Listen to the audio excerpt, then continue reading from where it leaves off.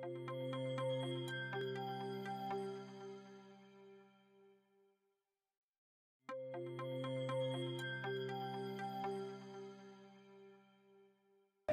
बच्चों, कैसे हैं आप? आशा है परिवार सहित सकुशल होंगे। आज मैं कक्षा 6 गणित में कोष्ठक के प्रकार पर आपसे चर्चा कर रहा हूँ। मेरा मेन उद्देश्य जो है ये है कि कोष्ठकों की आवश्यकता क्यों पड़ती है, क्यों लगानी चाहिए हमें कोष्ठक। ठीक है, इससे पहले मैं आपको कोष्ठक के प्रकार बता रहा हूँ कि कोष्ठक 4 प्रकार के होते हैं।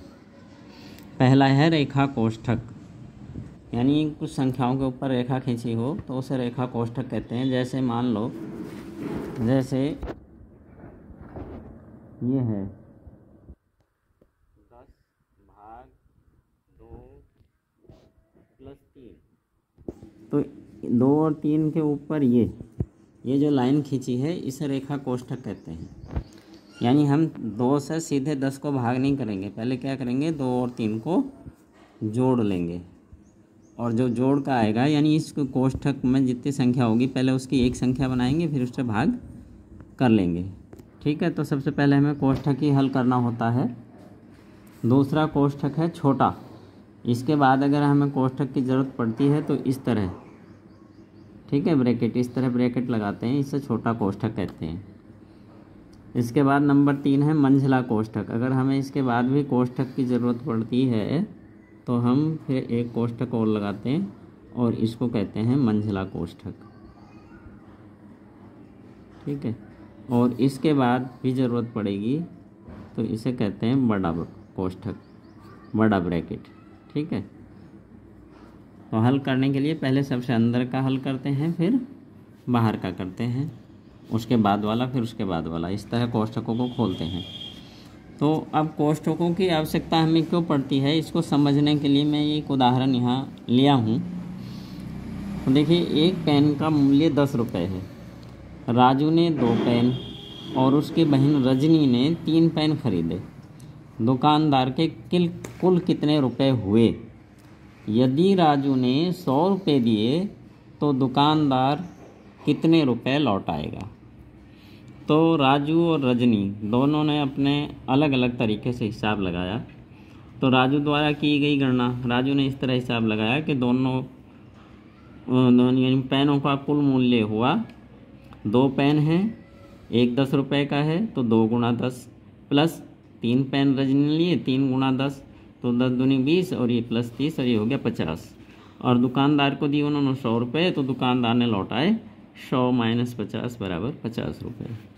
ठीक, अब रजनी ने हिसाब इस तरह लगाया, उसने पहले कुल पेनों को जोड़ा, यानी 2 राजू के 3 रजनी के, तो ये 5 हो गए, और कुल मूल्य फिर इन 5 पेनों को, एक पेन का मूल्य 10 रुपये था, गुणा कर दिया 50 रुपये। तो दुकानदार को दिए उन्होंने 100 रुपये और दुकानदार ने लौटाए 100 माइनस 50 रुपये। तो यहाँ पर हम देखते हैं कि दोनों ने अलग अलग विधियों का प्रयोग किया है और दोनों के उत्तर क्या हैं? दोनों के उत्तर सही हैं।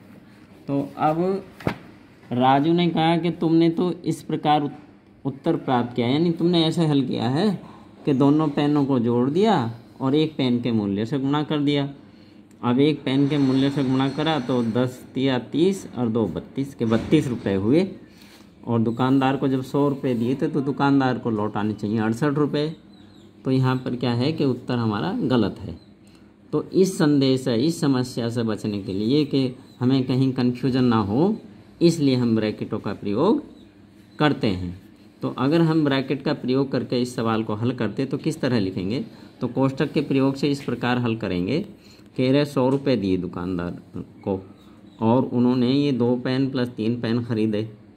ठीक है, तो इस संख्या को अलग करने के लिए हमने ये ब्रैकेट लगाया छोटा, फिर ये मंझले ब्रैकेट की ज़रूरत पड़ी क्योंकि एक पेन का मूल्य 10 रुपये, तो इन दोनों को जोड़ेंगे, यानी ये ब्रैकेट में इसलिए रखा कि पहले हम इसकी एक संख्या बनाएंगे इन दोनों की और इससे गुणा करेंगे। तो दोनों की एक संख्या आई, 3 और 2 5 और गुणा ये 10, तो 5 है 50 और 50 रुपये। ठीक है, यानी हमें कोई कन्फ्यूजन ना हो, जैसे कि उसने यहाँ पर ये किया था कि इसकी गुणा कर दी, तो अब अगर हमने इसे ब्रैकेट में कर दिया तो इसका मतलब ही नहीं, क्योंकि इसका नियम है कि पहले क्या करेंगे, पहला ब्रैकेट अंदर का समाप्त करेंगे, एक संख्या में बदलेंगे, फिर अगले ब्रैकेट को। तो अब ये मंझला ब्रैकेट आ गया, तो सीधे अब हम इसे 5 को 100 में से नहीं घटाएंगे, क्योंकि ब्रैकेट के अंदर है, तो इस 10 की क्या करेंगे, 5 से गुणा करेंगे और ये आ गया। तो ये है सही विधि, ठीक है, इसीलिए हमें इन ब्रैकेटों की ज़रूरत पड़ती है। तो अब ये कुछ प्रश्न हैं, निम्न कथनों को कोष्ठकों का प्रयोग करते हुए लिखो। देखो 5 और 3 के अंतर को 4 से गुणा करनी है, तो 5 और 3 का अंतर 5 माइनस 3 और गुणा 4। तो कोष्ठक का प्रयोग हमने किया कि पहले वो कह रहा है 5 और 3, 5 में से 3 को घटाना है, तो घटाने के लिए हमने ब्रैकेट में इसलिए रखा क्योंकि इसमें से पहले इसे घटाएंगे तब इससे गुणा करेंगे। तो ये 2 प्रश्न आपने खुद करने हैं। 2 और 4 के योग को 3 से गुणा करनी है, यानी पहले 2 + 4 ब्रैकेट में रखेंगे और गुणा 3 करेंगे। अगला है 10 और 5 के योग को 3 से भाग करेंगे, तो 10 और +5 और भाग 3। ठीक है, इस तरह आप ये हल करेंगे और अपनी कॉपी पर उतारेंगे। धन्यवाद, फिर अगले वीडियो में कल मिलेंगे।